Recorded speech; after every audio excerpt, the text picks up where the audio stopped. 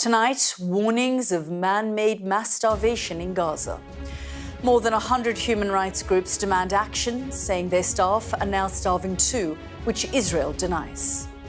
There is no famine in Gaza. There is a famine of the truth. But there's also new pressure on the Israeli-backed Gaza Humanitarian Foundation. A former worker says it put desperate people in danger.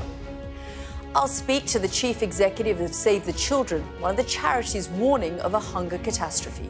Also ahead, amongst the death and destruction of a Syrian city still smouldering from 10 days of brutality, and where locals fear there's more to come. Sweden is full of these brutal fighters. They come here, they attack us, just like racial discrimination. They want just to kill the people around them. Plus, confronted by his victims' families, a former student sits in silence as he's sentenced for Idaho's quadruple murders.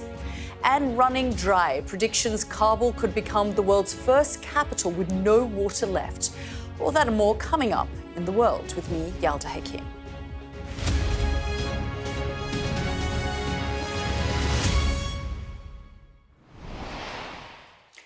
There is no famine in Gaza, only a famine of the truth. The words today of a representative of Israel's government as hunger, according to the UN, aid agencies and governments around the world, grows rapidly.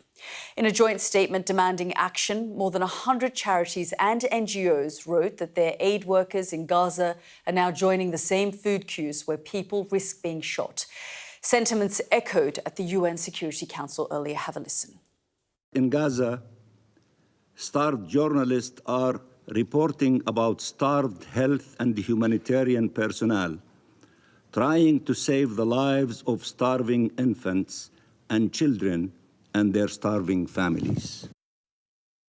Well, Israel acknowledges there's been a significant drop in aid getting into Gaza, but as blame accusations and counterclaims are traded, tons of food, clean water and medicine sit untouched, out of reach, as Gazans starve. Sky correspondent Lisa Holland reports from Jerusalem. Inside one of Gaza's barely functioning hospitals, where doctors say they're fighting to save the lives of malnourished children, even in the darkness as power supplies fail. The arm is being measured of a painfully thin baby called Ode. We've been told he is an orphan. Nobody knows what happened to his parents, just that he was discovered in a shelter. Doctors said he might die because of severe lack of nutrition, and it would be a miracle if he survived. You can see the bones in his back and his heart beating. Now they've given him supplements and milk. This child has cerebral palsy. Now his mother says her son's problems are compounded by the shortage of food and medicine. And it's not only the children fighting for survival. Everyone is suffering from lack of nutrition, even the doctors. We are tired and we are struggling to work. It's hard to keep going through the day. We only have a small amount of medicine and supplements left for the children. This baby is just acute severe malnutrition. Other doctors in Gaza have posted images of children they're treating. They say baby Sela was born healthy 11 months ago and now weighs 3.5 kilograms. Low calorie intake. The mother is malnourished. She's unable to give breastfeeding. And also the artificial milk wasn't available for the baby to be given. And this is a case of severe acute malnutrition. The World Health Organization has said a large proportion of the population in Gaza is starving, with human rights groups demanding a resolution to the war of words over who should bear responsibility for the breakdown in aid. This is what history will remember, that while food and medicine sat in trucks miles away in warehouses, the world chose politics over people and human beings, and that children were starving while leaders debated whether they were starving or not in the first place. After the UN claimed Israel was preventing aid crossing into Gaza, the Israeli army released this drone footage claiming to show humanitarian aid supplies on the Gaza side of the border waiting to be distributed to Palestinians.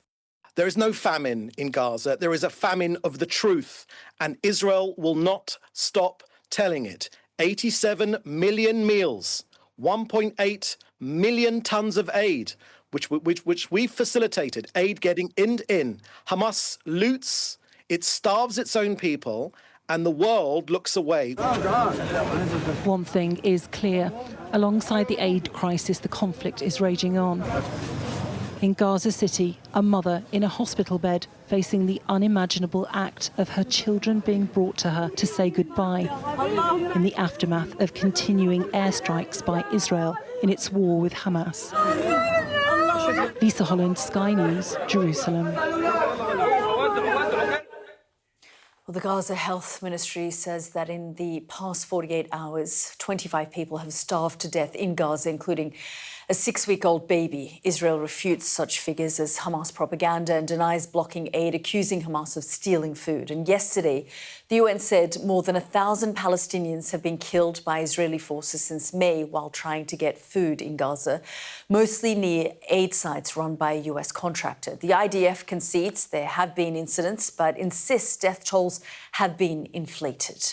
Well, now a former guard with the Gaza Humanitarian Foundation has claimed that security personnel shot at Palestinians at an aid centre site. The unnamed American man spoke to Israel's Channel 12, which has concealed his identity and distorted his voice. Have a listen. As the Palestinians were finishing getting the aid that was on the site, the UG Solutions personnel began shooting in their direction, shooting at them, shooting at their feet, shooting into the berms to get them to leave. Well, in response, the Gaza Humanitarian Foundation said this is a disgruntled former contractor who was terminated for misconduct a month ago. GHF launched an immediate investigation as soon as these allegations were brought to our attention. Based on time-stamped video footage and witness statements, we have concluded that the claims made are categorically false. That was a statement by the GHF. Well, you heard some of the Israeli government spokesperson David Mensa in Lisa Holland's report. Here's more of what my colleague Mark Austin pressed him on how Israel blames the UN for failing to protect aid. Have a listen. Why don't you provide security then for the UN to get those supplies into Gaza? You can't say, here's the point, you can't say on the one hand that the Gaza Humanitarian Foundation is now distributing the aid in Gaza, and then when it's a disaster, with up to 1,000 people shot dead, you start blaming the UN. Mark? You start blaming the UN for causing hunger. I mean, it's simply nonsense. Hamas. The media shows pictures of hungry people, but won't say the words that matter. Hamas stole their food. Hamas caused their suffering. Hamas turned charity into a billion-dollar racket. Just like mafia, they steal the aid, they sell it on the black market, and they're hoarding it for their own terrorist fighters. That's Israeli government spokesperson David Mensa speaking to our Mark Austin. Well, joining me now is Moazzam Malik, Chief Executive of Save the Children. Mr. Malik, thank you very much for joining us here on the programme. We have been looking at these images of starving, distressed women, children, families. Yes. Save the Children is one of the 100 international aid organisations that are signatory to this, to highlight the fact that many of your colleagues are also joining these queues, are also starving. Just talk us through what the point of this statement is, because frankly, we've seen so many statements and very little, if not any, international action. Yeah, so the point of the statement is for more than 100 NGOs are calling for action. And you're right, we do need action. The situation on the ground is deteriorating. 57,000 people are dead, 18,000 children. 85% of the 1.1 million children in Gaza are at risk of famine. The time to act is now. The pictures that you're seeing are horrific. And as you said, Yalda, my colleagues are living through this. I was in touch with them earlier in the day, talking to our Gaza team leader, Rachel Cummings. We've got something like 220 people working for Save the Children across the Gaza Strip. We are one of the largest humanitarian actors on the ground. But my colleagues are getting thin. They lack food. They don't know how to feed their children. They don't have access to water. They don't have access to firewood. They're living in tents. Many of them, almost all of them have been displaced, and many of them 10 to 15 times. They show up at work because they're heroes, and they feel like they can do something productive. They go home, and life is desperate. The statement says they're wasting away. Correct. So talking to Rachel earlier today, she said that our colleagues, particularly the younger women, are getting visibly thinner in front of our eyes. It's shocking. They're also dealing with evacuation orders. Correct. Your facilities are Correct. Constantly on the front lines. Just talk us through the impact of that. Yeah, so our operation was initially headquartered in Rafah. It had to move when we came under evacuation orders there. The centre of our operations is currently in Deir al-Balah. The bits of Deir al-Balah that have suffered evacuation orders now, thankfully, exclude our facilities, but some of our staff have had to move as a result. It's really important for your viewers to know that 86% of Gaza is now under evacuation order. 86%, right? So the population of 2 million people, those that are left, given those that have either managed to leave or are dead or under rubble, something like 2 million people are now squeezed into what was 14% of the Gaza Strip. Mr. Malik, we were just listening there to David Mensah, who said the food is either being stolen by Hamas, and these numbers are inflated, that it's Hamas propaganda, that they're trying to allow 87 million tons of food. Can you just put all of that into perspective for us? Yeah, so I think, there's a pattern to this conflict, right? We fight for humanitarian assistance, we get an inch, there's lots of debate to and fro. The Israeli government allows some stuff in, then it closes down again. And this is a long-running pattern. I first worked on this conflict in the 2000s. And indeed, I went to Gaza in 2008 after the blockade had just been imposed. And at that time, as a UK government official, I worked for Her Majesty's government at that time, I came back and said, we need an independent humanitarian access mechanism. It is not right or acceptable that one side to this conflict should be able to use humanitarian access as an instrument of war and as an instrument of occupation. My political masters of the day didn't entertain that proposition. And lo and behold, what we see over the years is exactly that, of aid, water supplies, fuel supplies, food, medical supplies, God damn it, baby formula, being used as an instrument of occupation and as an instrument of war. And it's simply not acceptable. So yes, we want humanitarian access, we want open borders, we want the UN system to be able to operate. But actually sitting behind that, we need to change the nature of this game. We need to get away from a party, a belligerent in this conflict, being able to control the well-being, the humanitarian conditions of 2 million people. We need independent mechanisms that enable us to keep people alive.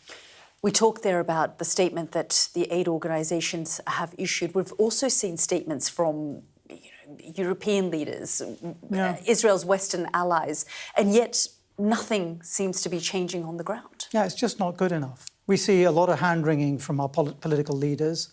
I welcome the statement of these 28 European countries. I welcome that the UK government took a role in corralling this statement, but it's a statement. We're 21 months into this horror. People are dying. The pictures are horrific. This is not a surprise. Aid agencies and the UN predicted that this would happen. We said that the GHF mechanism, this militarized form of aid, would lead to death and casualties. More than 1,000 people have died. This is not a surprise. And yet what we get is still a lot of hand-wringing. I think from my perspective, the question here is, what is the approach that we've taken in other conflicts? What's the approach that we've taken, for example, on Russia-Ukraine? What's the approach that we've taken historically? I spent many years working on humanitarian issues. In many other situations, we have created greater pressure. We've applied real pressure. We've thought about alternative mechanisms. We've tried to break the blockades. And yet in this, we have settled to be an ally to atrocities. And frankly, the hand-wringing and the statements are very welcome, but we need to see action.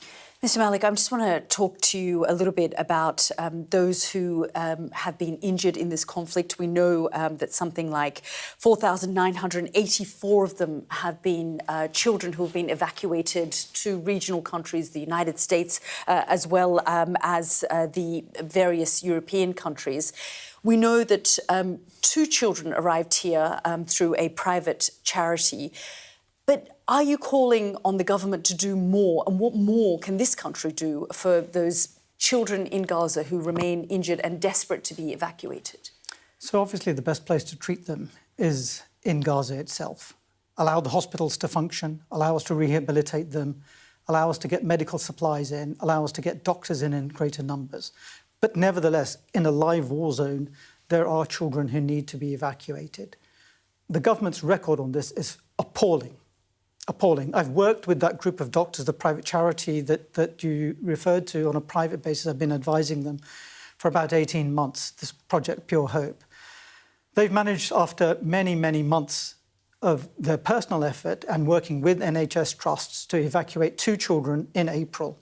In the same time, more than 200 children have been evacuated to Europe through the European Civil Protection Mechanism. In the time that group of doctors took to get permissions for 2, many, many children died because they couldn't get out. When those 2 came through, Project Pure Hope believed that they'd found a new pathway. The government, in fact, has failed to act to allow more children to come. And I know that group of doctors have had a proposal in front of Her Majesty's government for a month and are still awaiting a response. Many of the people involved with that project look at me and say, Mosem, what the hell is going on? Other countries have taken children, why haven't the UK? And some of them in their darker moments look at me and say, this feels like racism. And frankly, I don't know what to say to them. So are there plans and is there hope that more children will be able to come to the UK? Well, I know that group of doctors have a pipeline of children. They've worked with WHO and others on the ground. They've got an evacuation route. They have fundraised for themselves, but they need the government to facilitate. In the case of Ukraine, 20 kids came out in the first 2 weeks. 20 kids came out in the first 2 weeks at the government's expense and with the government's facilitation. And then Her Majesty's government set up a mechanism for more Ukrainian children to come to the UK. The contrast with Gaza is shocking, hence the questions that my friends and colleagues ask. Mr. Malik, we're slightly short on time, but I did want to ask you about the West Bank, because I know that you just got back from there, and we mustn't forget the pressure that Palestinians are feeling currently in the West Bank as well. Yeah, so the situation in Gaza is obviously horrific. All eyes are on Gaza. But the situation in the West Bank is deteriorating. There's something like 900-odd checkpoints. More than 60% of the West Bank is now under Israeli control. We're seeing daily raids, 4,000 attacks on schools by the IDF and settlers in the first 3 months of this year. And last week in the north of the West Bank and indeed around Bethlehem, I met children who are affected by this conflict. These are children who are seeing their siblings detained arbitrarily. These are children who are seeing their parents detained, their schooling disrupted, access to healthcare disrupted, growing poverty as this tightening stranglehold on the West Bank gets deeper. I met girls who have a dream for their future, but who aren't able to realise that because of the impact of the occupation. I also met boys who had been arbitrarily detained, who had been held incommunicado, who had been tortured, and indeed who had suffered sexual abuse in Israeli detention. The stories are horrific. I talked to their counsellors and to their parents. And the counsellors and the parents told me that, yes, they can work with these kids, help them process what they've experienced, try and give them hope. But those kids are living in fear every day because once they're on a list, they can be picked up again. These are children, frankly, no different to mine or the children of your viewers. They deserve a future. Mr. Malik, we're really grateful for your time. Thank you so much. Thank you so much. Well, Israel is also entangled in the conflict that's been flaring in Syria, the worst violence since Bashar al-Assad was toppled as president late last year. Hundreds of people are said to have been killed. It's a complicated picture. So here's a reminder of who's involved. Let's just have a look. The Druze community is an Arabic-speaking religious minority. Their faith originated as an offshoot of Shia Islam, though it has evolved into a distinct identity, incorporating elements from other religions and philosophies.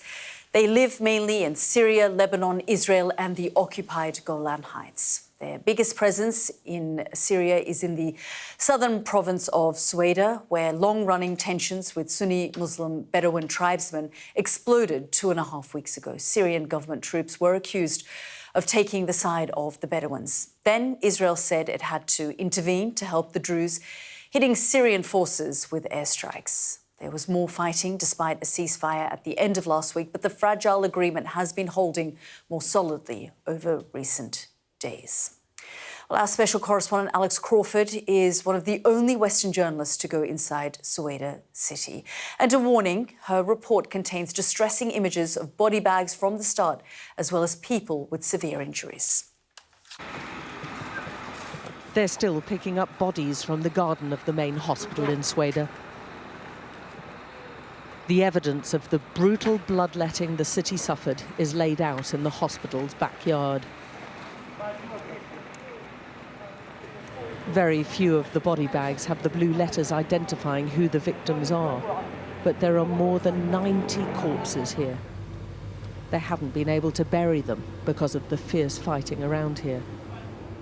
The smell of death is overpowering, and most here working at the hospital are volunteers. The hospital's mostly in darkness, powered now by a small generator. And there's more evidence of battles inside as well as out.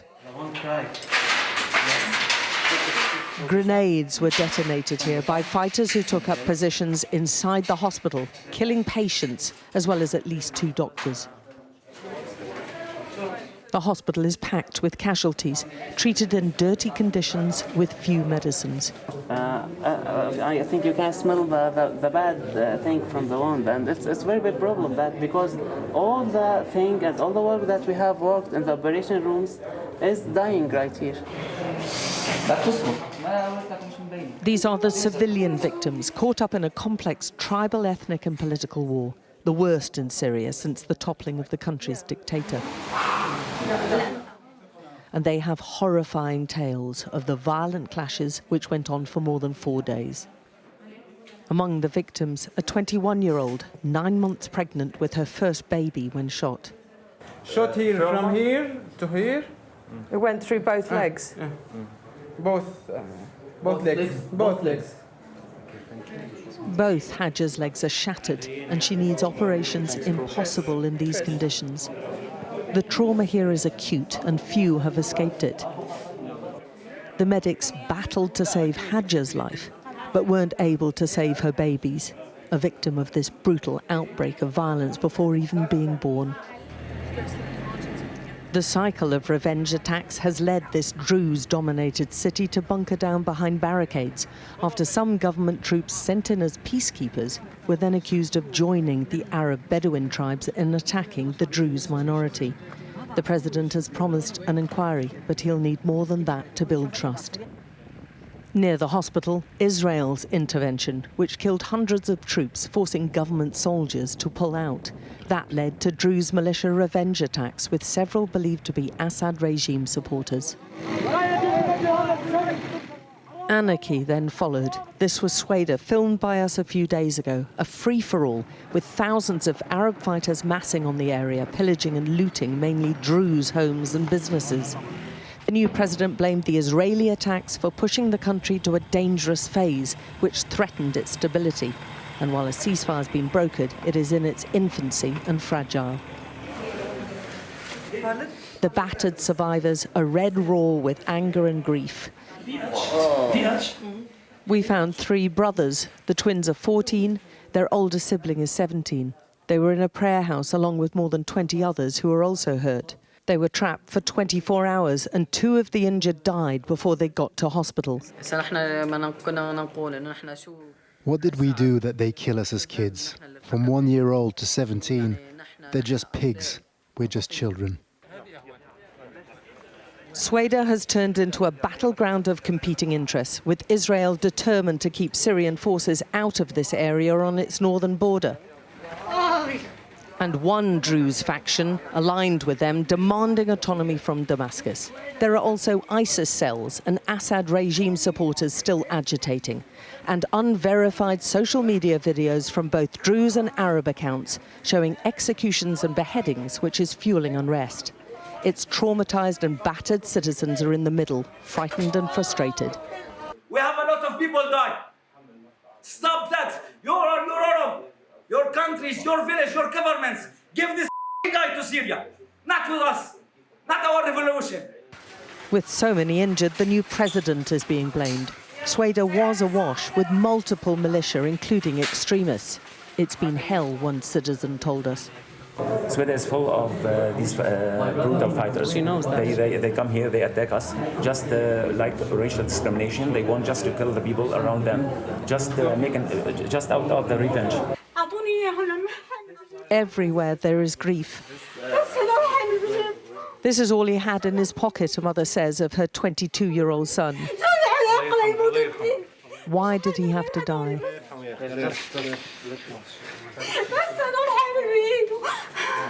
Give me money. The gunman threatened to shoot us if we didn't hand over money, she said. Give me money. Give me all money. Give me money. No money. Give me no money. Done. Money and gold. Money and gold. So many reports of terror, with Syria still emerging from more than a decade of civil war and its citizens desperate for peace. Alex Crawford, Sky News, inside Sweda city in southern Syria. So what does this wave of fighting mean for the man who has taken control of Syria, promising a new chapter for a country that was torn apart by years of civil war? Well, if you scan the QR code on your screen, you can hear Richard Engel and I discuss the mountain of problems confronting President Ahmed al-Sharaa in the latest episode of our podcast, The World. Just have a listen. There is a lack of trust in Ahmed al-Sharaa right now, who has had these sanctions lifted, who is talking about normalization with Israel, who is putting himself forward as the new leader of Syria. But you do also have these small minority groups who do not trust this guy. And I have spoken to Arab diplomats and leaders in the region who say to me there are three different camps when it comes to Ahmed al-Sharaa. There are those who believe that they have no choice but to ensure that there is a stable Syria so that they can work with Ahmed al-Sharaa or whoever else takes over. There are those who have bought into the Ahmed al-Sharaa narrative, and that includes the Turks, for example. And I've heard that he can't even go to the toilet without checking in with the Turkish intelligence agencies. So they fully control him, according to intelligence agencies in the region. And then there's the third camp, which, completely deeply suspicious of him and believe that the sanctions being lifted were premature. And that is the likes of Israel, for example, and the Emiratis.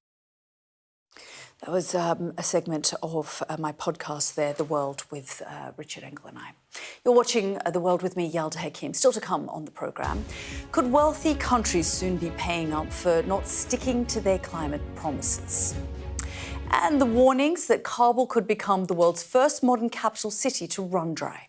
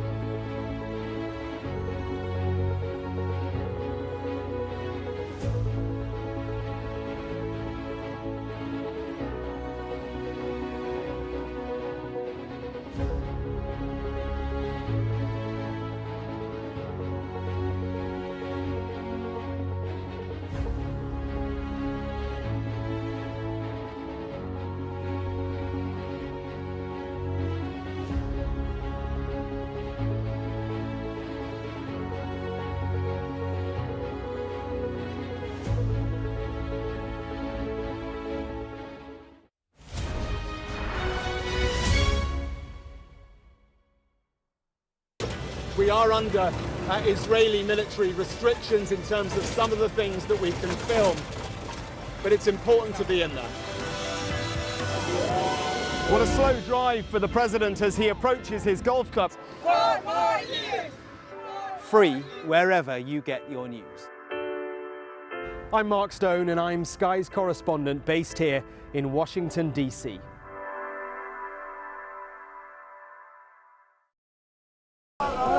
Turkey is burying its dead. Whole families died in this collapse. Generations wiped out.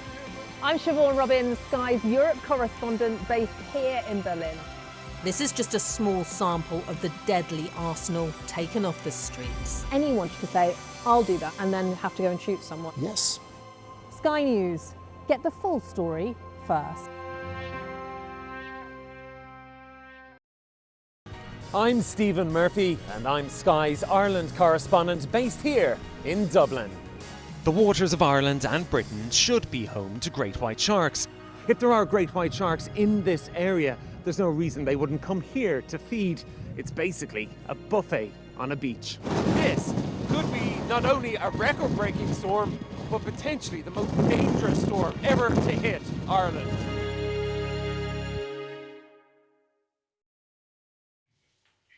The UN's highest court has told wealthy countries they must comply with their commitments to curb pollution or risk paying compensation to states hardest hit by climate change. Well, let's get the latest from our climate reporter, Victoria Seabrook, who joins me now. Victoria, this has obviously been welcomed by environmental groups, but it isn't binding. How do you hold any of these states accountable? Yeah, it's not legally binding because it's an advisory opinion, but what it does do is set a precedent potentially for any climate court case in the future all around the world. And that's why it's really been hailed as a landmark ruling. It was brought by vulnerable island countries, places like Vanuatu, which are quite literally going underwater. They're being battered by more and more extreme weather, heavier rain, worse storms, and having to foot the bill for climate damages that really they did very little to cause. So getting fed up with this slow progress as science backs up, science does say this is going too slowly, and also getting fed up with this lack of accountability, because at the moment, if sort of the more rich polluting countries don't do that much on climate change, there's not that much that anyone can do to force them. So these vulnerable countries, not content to go silently to their watery graves, as they put it, took this case to the UN's top court, the International Court of Justice in The Hague. And the 15 judges there today unanimously found pretty strongly in their favour. Now, it's an advisory opinion, but what it said is that actually countries do have a legal duty to act on climate change.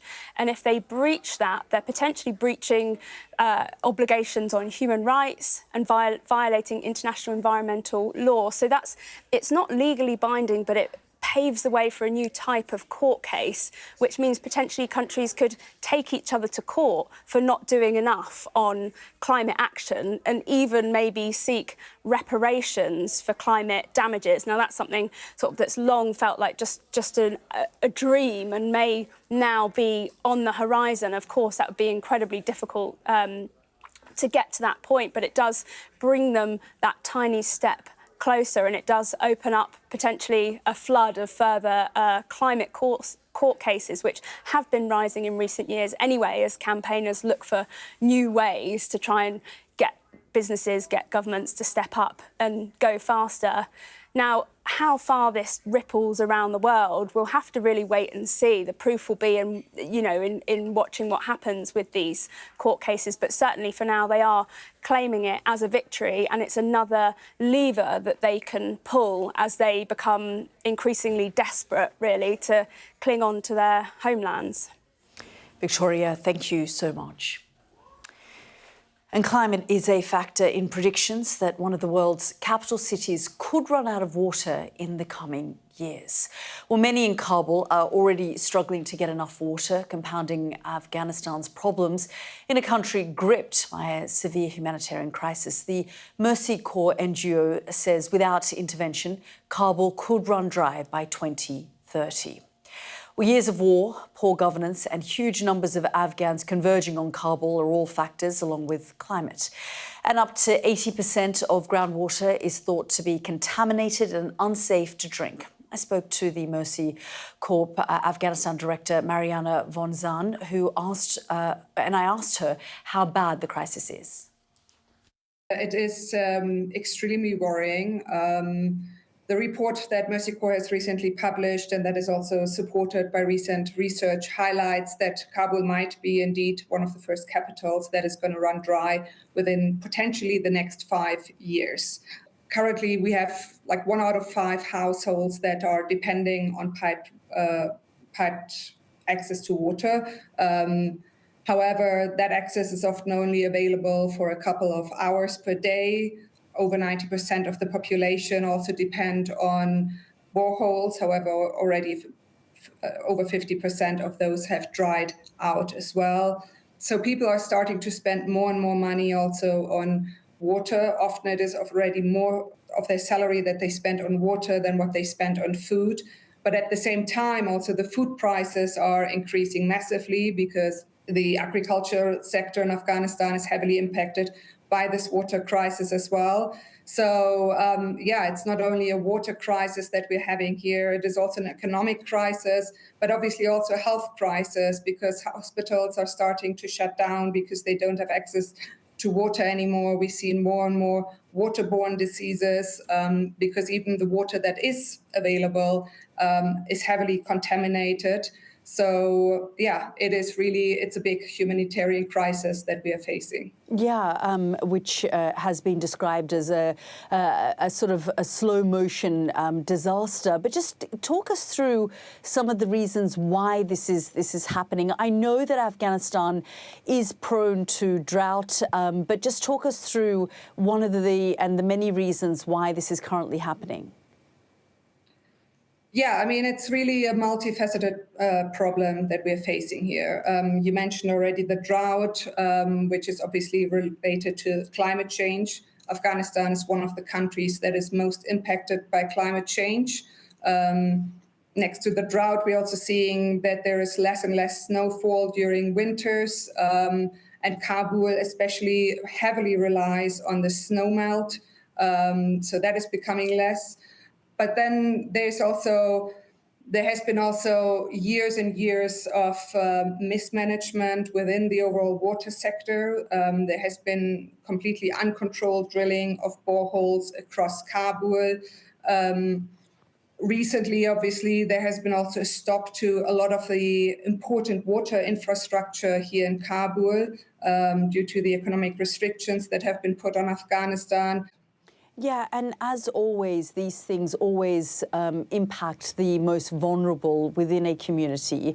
And women and children seem to be badly impacted by this water shortage. Indeed. I mean, this is not only, a humanitarian crisis, a water crisis, but it's also really a gendered one. And women, of course, everybody is impacted by climate change and by the scarcity of water.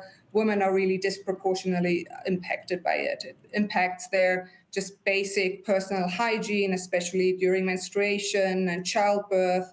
It impacts their safety because often they are the ones who have to collect water. They have to now, especially in Kabul, walk long ways to the water points. They have to walk through crowded places. If they don't have a mahram or like a male guardian accompanying them, they're exposed to harassment. But it's also often women in the household who, have to make the difficult choices of what is the water being used for. And so it's often them who really take the sacrifice. And what sort of solutions are now being offered? Because you talked about the fact that if nothing is done, by 2030, the country could be without water. Indeed. It is extremely concerning.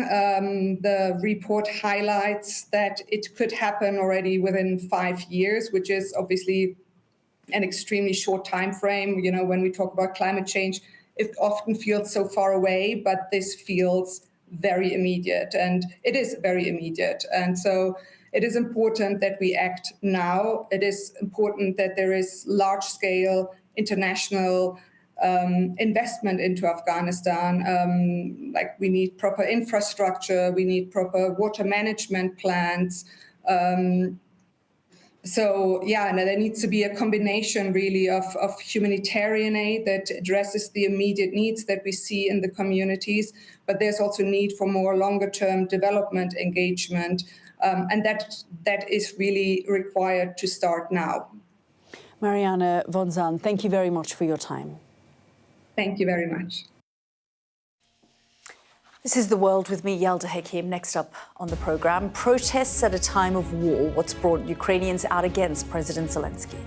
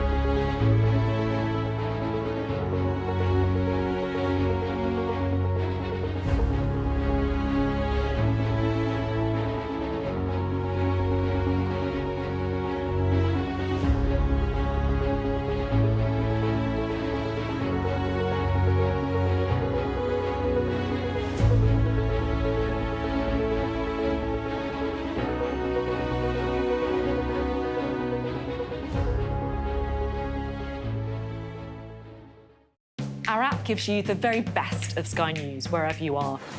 Breaking news, videos and analysis. Evidence of the crisis. Podcasts, watching us live. Live here from Washington. Wherever you get your podcast. All in one place. And all at just the touch of a screen. The Sky News app. Get the full story first.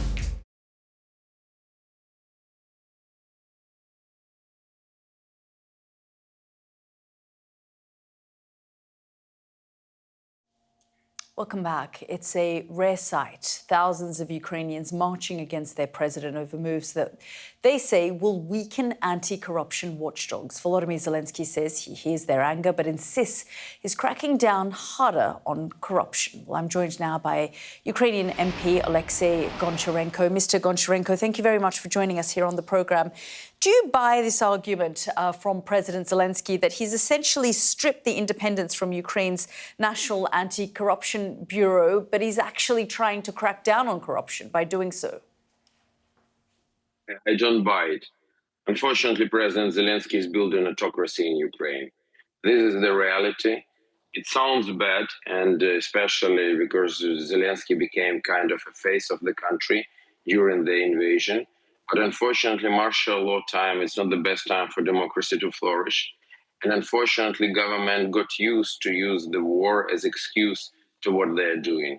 And unfortunately, Zelensky is really building autocracy now in the country. And thousands of Ukrainians coming against all this to the streets. And now there are thousands of people in Kiev near the president's office saying, stop it, we don't buy it, and we want a European future for our country. I mean, is this the kind of instability that Ukraine needs right now in a time of war? And why do you think he's choosing to do this at this moment? Definitely, it's a bad time for Ukraine. Russia continues its aggression, and it's a bad time to have any internal splits. But at the same time, it's a very bad time to have corruption to flourish in our country. Because if we would not buy 100, Ukraine, for example, instead of producing 100 missiles, if we would produce 70 missiles, that will mean that we will be weaker against Russia.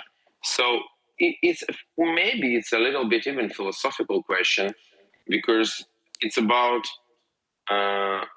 small autocracy will never win over big autocracy.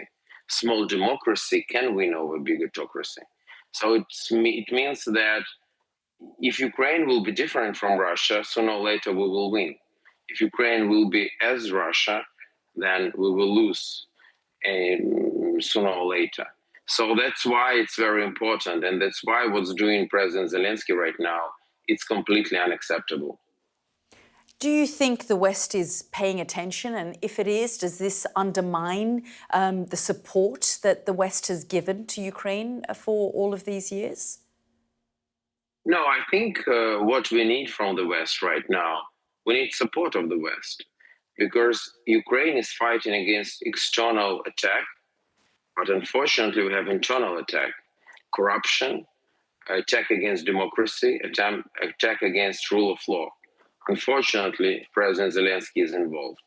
So now it's the moment for the West just to stop President Zelensky, saying, we are with you when you are fighting against Putin.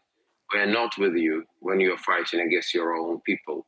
So that's something which is very important.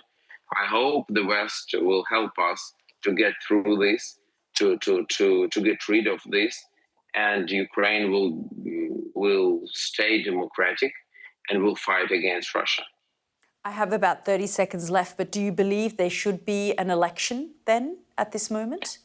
No, it's impossible. Unfortunately, it's impossible physically to have elections. That's the problems. We don't have checks and balances inside the country. Government controls a lot of. But what we need pressure from outside, taking our government to responsibility. Once again, it's Ukrainians, millions of Ukrainians who are fighting and stopping Russians, not just one person, President Zelensky. Mr. Gorchenko, thank you very much for joining us here on the programme. Thank you. This is The World. Up next, stony silence from a four-time killer as his victims' families confront him in court.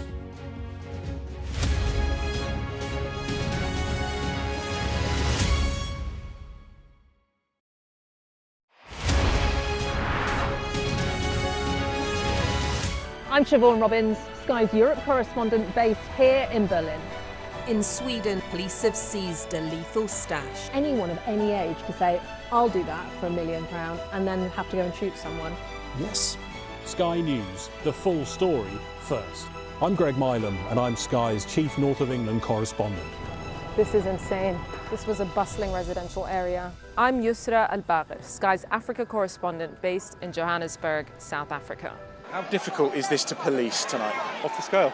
I'm Dan Whitehead, Sky News' West of England and Wales correspondent.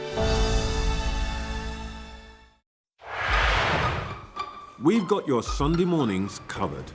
From the front page and the sounds of the streets to the voices of the people who make the major calls and big picture politics beyond Westminster. We'll put you at the heart of our story. I'm ready. Are you? Join me, Trevor Phillips, Sunday mornings on Sky News. Jacket. Deborah Haynes from Sky News. He called you Daddy earlier. No, he did it very affectionately. Daddy, you're my daddy. Thank you. Leicester is on its knees. They've ripped the soul out of my factory and there's nothing left. It is eerily quiet. It's constantly on the brink of capacity. There's overcrowding. It's not a new thing. It's rough. There's nothing to hide. Why aren't international journalists allowed in? Are you worried about escalation? Of course I'm worried about escalation, which is why my focus is on de-escalation. The region, I think, is on edge because they are anticipating a retaliation. Iran retaliates for the US attacks. Founding principle of the alliance, that an attack on one is an attack on all. Could Putin attack another NATO country within 5 years?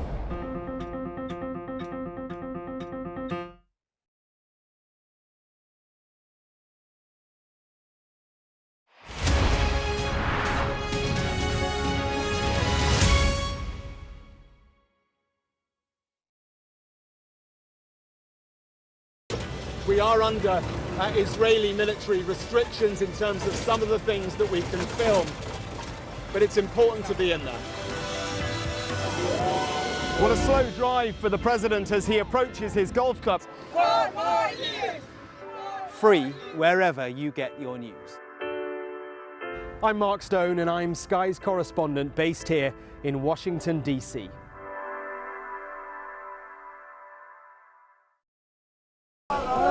Turkey is burying its dead. Whole families died in this collapse. Generations wiped out. I'm Siobhan Robbins, Sky's Europe correspondent based here in Berlin. This is just a small sample of the deadly arsenal taken off the streets. Anyone could say, I'll do that, and then have to go and shoot someone. Yes. Sky News, get the full story first.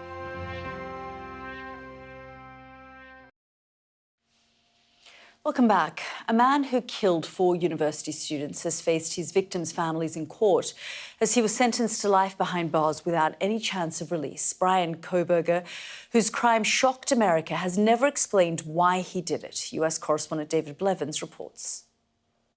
What he did shattered me in places I didn't know could break. Maddie was my only child that I ever had. We are done being victims. With unbearable grief and unbearable anger, they confronted a killer. The world's watching because of the kids, not because of you. Nobody cares about you. Madison Mogan, Ethan Chapin, Kaylee Gonzalez and Xana Kernodle were stabbed in their beds. The 2 surviving housemates, Dylan Mortensen and Bethany Funk, finally breaking their silence. Bethany's words read by a friend. I hope that they are remembered for who they are, not what happened to them, because who they are were so beautiful, and they deserve to be remembered in the highest way. He is a hollow vessel, something less than human. A body without empathy, without remorse. He chose destruction. He chose evil. The murders of the 4 students in Moscow, Idaho stunned America, sparking a social media frenzy and nationwide manhunt. Be seated, thank you. It led to Brian Kohberger, a student of criminology, linked to the scene by mobile phone data and DNA evidence. He showed no emotion, but even the judge was moved to tears as families delivered victim impact statements. I'm here today to tell you I have forgiven you, because I no longer could live with that hate in my heart. Disappointments like you thrive on pain, on fear, and on the illusion of power. And I won't feed your beast. Instead, I will call you what you are. Sociopath, psychopath, murderer. There's no place for you in heaven. You took our children. You are gonna suffer, man. I'm shaking because I want to reach out to you, but I hope you feel my energy, okay? Go to hell. Prosecutors were seeking the death penalty until Kohberger changed his plea to guilty. He's never revealed his motive. All right, Mr. Kohberger, you have an opportunity to make a statement if you wish to. I take it you are declining. I respectfully decline. Given consecutive life sentences without parole on all 4 counts of first-degree murder, he'll die behind bars, leaving families and friends with one unanswered question. Why? David Blevins, Sky News. Well, that's it for The World tonight. We're back again tomorrow night at 9 p.m. Stay with us now. If you can, Barbara Sarah has Sky News at 10 shortly, and they'll be leading with the situation in Gaza. Good night for now.